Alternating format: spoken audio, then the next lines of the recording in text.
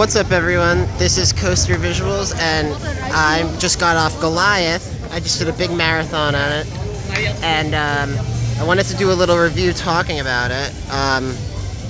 This was my 700th coaster. It's an Intamin mega coaster that was put in by Six Flags a long time ago, and this used to be Six Flags Holland. And I remember hearing about this ride ever since I first played Roller Coaster Tycoon 2. So because of that, I really wanted it to be my 700th. And it's a really cool ride. So, trying to get over here so you can see the train going around. They just finished sending all the trains for the night. So this ride is 150 feet tall. It's not like a hyper coaster, but it still counts as an Intamin mega. The first drop is nice, and then you go up into a really nice sustained ejector hill.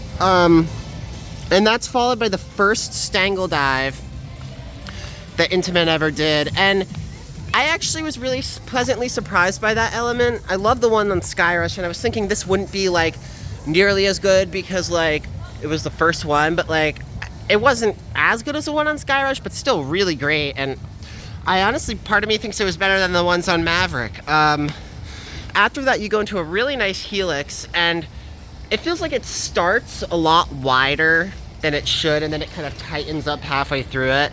So the first turn after the stangle dive is really, really intense. And then it goes up into an S-bend, which doesn't have too much force, but it still has a little bit of side-to-side laterals. After that, it goes into, kind of does the same thing again on repeat.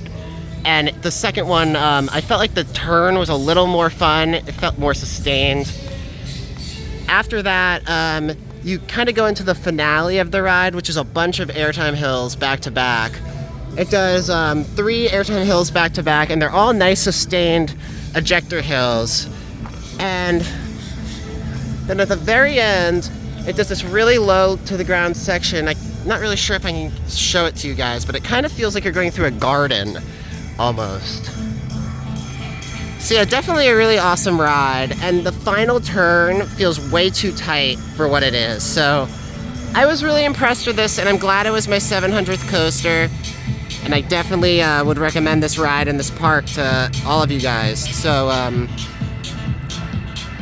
yeah, Goliath definitely gets a thumbs up for me. I wasn't expecting it to be as good as it was, honestly. I don't think it's like as good as something like Conda, but I would take this over Superman the Ride at Six Flags New England. I would take this over Millennium Force. It reminds me a lot of Millennium Force, but just more compact, better airtime.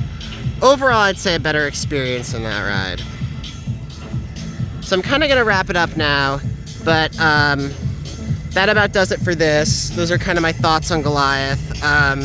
Great coaster. My score for it would be a 9 out of 10. I wasn't expecting to rank it as high as I did, and I would put this above quite a few of the other coasters I rode on this trip so far. I'd put this over Shambhala.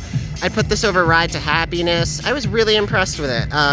Super fun ride. Intamin does a great job as always. So I'm really thankful I got to ride this, and I hope you guys enjoyed my review. This was my 700th roller coaster I've ridden. And I plan to ride a lot more coasters, and I want to post more reviews on here too, so stay tuned for that. And thank you for watching, and please share the video and subscribe.